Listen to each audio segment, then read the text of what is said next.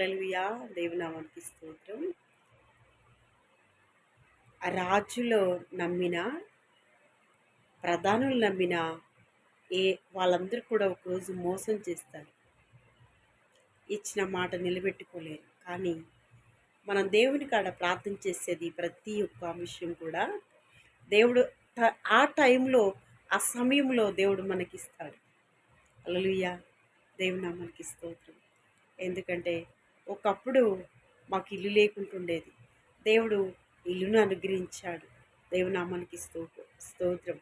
హల్లెలూయా. ఒకప్పుడు మా శత్రువులు మమ్మల్ని బెదిరిస్తూ ఉండేది. హల్లెలూయా. కానీ ఇప్పుడు దేవుడు నాడనే భయము శత్రువులకు కూడా కలిగింది. దేవుని నామానికి స్తోత్రం. అందుకోసమే దేవుని కలిగి ఉన్న బిడ్డలు ధన్యులు. దేవుని ఆశ్రయించే ప్రజలు సింహములాగా వారు యథార్థంగా జీవిస్తారు. హల్లెలూయా. దేవుని నామానికి స్తోత్రం.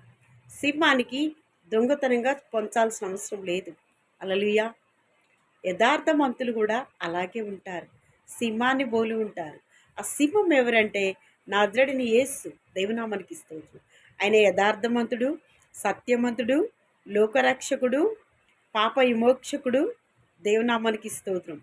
దీనులని కటాక్షించువాడు. దేవుని నామానికి స్తోత్రం.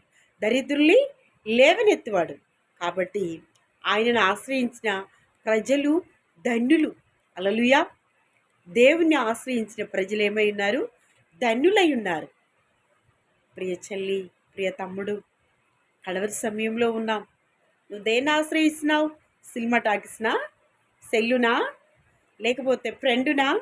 ఏం ఆశ్రయిస్తున్నావు తమ్ముడు? దేవుని ఆశ్రయించు. నీ విలువైన జీవితమును ఊరికే వదిలేబాకు. నీ జీవితం విలువైంది.